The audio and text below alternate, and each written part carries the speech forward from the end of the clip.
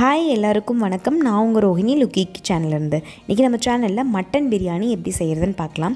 இது தம் பிரியாணி. இதுக்கு 2 kg mutton எடுத்து வச்சுருக்கேன்.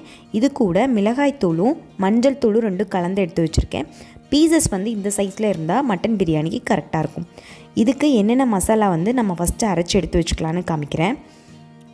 20 சின்ன வெங்காயம், அதுக்கப்புறம் பச்சை மிளகாய் 5, ஒரு கைப்பிடி அளவு புதினா இலை. பிரியாணி மசாலா அரைக்கிறதுக்கு தேவையான பொருள் பார்த்திங்கன்னா ஏலக்காய் 7-8, பட்டை 7, கிராம்பு 6, கொத்தமல்லி 4 டீஸ்பூன், சீரகம் 2 teaspoon, black pepper 2 teaspoon, biryani இலை 2, ஸ்டார் அனீஸ் 2. இதெல்லாம் லைட்டாக ட்ரை ரோஸ்ட் பண்ணி அதை மிக்சியில் போட்டு கிரைண்ட் பண்ணி எடுத்து வச்சுக்கலாம். இஞ்சி 100 கிராம், பூண்டு 150 கிராம் எடுத்துக்கிறேன். இதில் எந்த பொடியும் சேர்க்காமல் பிரியாணி செய்ய போகிறோம். அதுக்கு நம்ம ஒரு பாதி அரை தேங்காய் மூடி அதை துருவி அதை அரைச்சி எடுத்து வச்சுருக்கேன் பேஸ்ட்டாக. இப்போ எப்படி நம்ம தாளிக்கிறதுன்ட்டு பார்க்கலாம். 1/2 லிட்டர் எண்ணெய் ஊற்றிக்கலாம். அது எண்ணெயாக இருந்தாலும் ஓகே. 1/4 லிட்டர் கீ ஆட் பண்ணிக்கலாம். ஆட் பண்ணிவிட்டு நம்ம அந்த பிரியாணிக்கு ஃபஸ்ட்டு ஆட் பண்ணுவோம் இல்லையா, ஸ்பைசஸ், பே லீவ்ஸ், ட்ரை ரோஸ் இதெல்லாம் நம்ம ஆட் பண்ணிக்கிறோம். க்ரீன் சில்லி ஒரு 7 ஆட் பண்ணிக்கிறோம். நம்ம அதிலே அரைச்சிருக்கோம், பட் ஆனால் காரம் பத்தாததுனால நம்ம அதையும் ஆட் பண்ணி நல்லா மிக்ஸ் பண்ணிக்கிறோம்.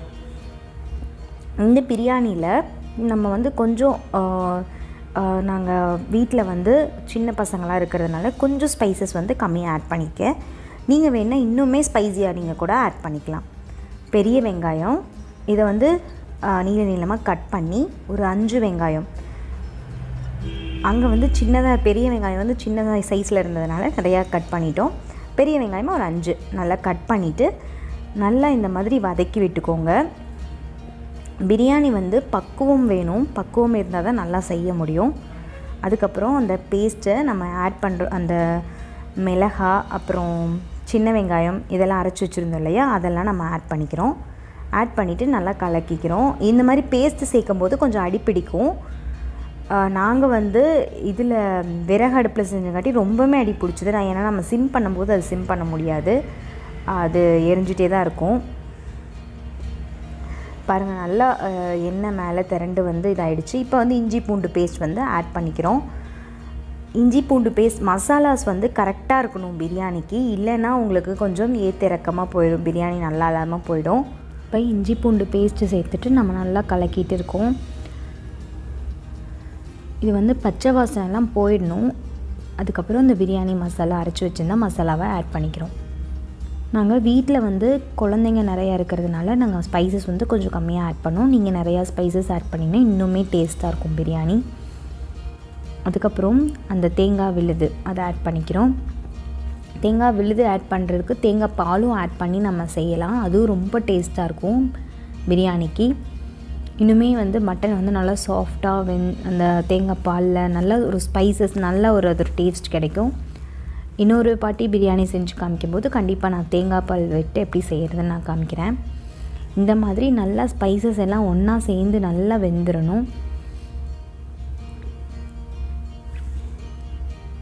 அதுக்கப்புறம் நம்ம தக்காளி ஆட் பண்ணுறோம். 4 மீடியம் சைஸ் தக்காளி நான் எடுத்து ஆட் பண்ணியிருக்கேன். தக்காளி ரொம்ப அதிகமாக சேர்க்க வேணாம், சேர்த்திங்கன்னா தக்காளி சாதம் மாதிரி ஆகிடும்.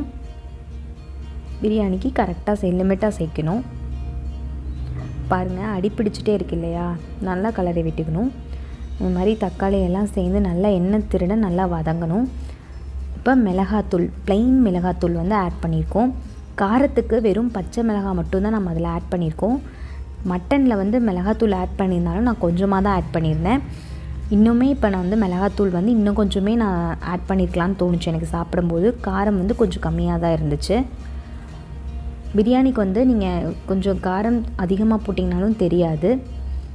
அந்த டைமில் நம்ம மட்டன் இருக்கு இல்லையா, கலக்கி வச்சுருந்தோம்ல, அதை நம்ம ஆட் பண்ணிக்கிறோம். மட்டன் ஆட் பண்ணதுக்கப்புறமா நல்லா கிளறி விட்டு மட்டன்லேயே உங்களுக்கு தண்ணி விட ஆரம்பிக்கும். அதுக்கப்புறம் கொஞ்சம் அடி பிடிக்கிறது கம்மியாயிடும். அப்போ நல்லா கலரி விட்டுட்டே இருங்க. மட்டனையும் சேர்த்து நல்லா கலரி விட்டுட்டே இருங்க. அந்த ஸ்பைசஸ் கூட நல்லா கலந்துடணும். கலந்ததுக்கப்புறம் அந்த மட்டன்லேருந்து விடுற தண்ணியில் அது நல்லா வேகட்டும். அப்போவே நம்ம மட்டன் போடும்போது உப்பு சேர்த்துக்கலாம். உப்பு சேர்க்கறதுக்கு மறந்துடாதீங்க, உப்பு சேர்த்துக்கோங்க.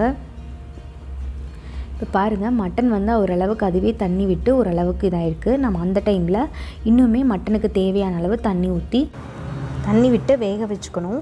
மட்டன் வந்து நல்லா வெந்ததுக்கப்புறம் தான் நம்ம வந்து தண்ணி ஊற்றிட்டு மறுபடியும் அரிசி ஆட் பண்ண போகிறோம். இது சீரக சம்பா அரிசி 2 கிலோ. மட்டன் வேகிற டைமில் நான் ஊற வச்சுருந்தேன். இப்போது மட்டன் வெந்துருச்சு. நம்ம தண்ணி ஆட் பண்ணிட்டோம். அரிசிக்கும் தேவையான அளவு 1 டம்ளர் அரிசிக்கு 2 டம்ளர் தண்ணி கணக்கு அப்படி ஊற்றுங்க. மட்டன் ஏற்கனவே வெந்துருச்சு இல்லையா, அதனால் அரிசிக்கு மட்டும் அளவாக தண்ணி ஊற்றினா போதும். தண்ணி ரொம்ப போயிடுச்சுன்னா உங்களுக்கு கொல கொலன்னு ஆகிடும், பிரியாணி டேஸ்ட் கிடைக்காது உங்களுக்கு. தண்ணி பார்த்து அளவாக ஊற்றுறது ரொம்ப முக்கியமானது. இப்போ பாருங்கள், நல்லா இந்த டைமில் நம்ம கலரக்கூடாது. ஒரு வாட்டி உப்பு சரி பார்த்துட்டு கலரி விட்டுக்கோங்க. மேலே கொத்தமல்லியும் புதினா இலையும் தூவிட்டு நம்ம மூடி வச்சிடலாம். இப்போ தம் கட்டியாச்சு. 1/2 அன் ஹவர் தம் போடணும். 1/2 அன் ஹவர் தம் போட்டதுக்கப்புறம் தான் ஓப்பன் பண்ணணும். அதுக்கு முன்னாடி ஓப்பன் பண்ணக்கூடாது. பாருங்கள், சாதம் வந்து நல்லா பளபளன்னு இருந்துச்சு. உதிரியாக உங்களுக்கு எதுவுமே அடிப்பிடிக்காமல் ரொம்ப சூப்பராக இருந்துச்சு. இந்த மாதிரி பிரியாணி நீங்கள் ஏதாவது அக்கேஷனுக்கு செஞ்சு பாருங்கள், கண்டிப்பாக உங்களுக்கு பிடிக்கும். செஞ்சு பார்த்துட்டு கீழே கமெண்ட் பாக்ஸில் போய் மென்ஷன் பண்ணுங்கள் எப்படி இருந்துச்சுன்னு. உங்கள் ஃப்ரெண்ட்ஸ்க்கெலாம் இந்த வீடியோவை ஷேர் பண்ணுங்கள்.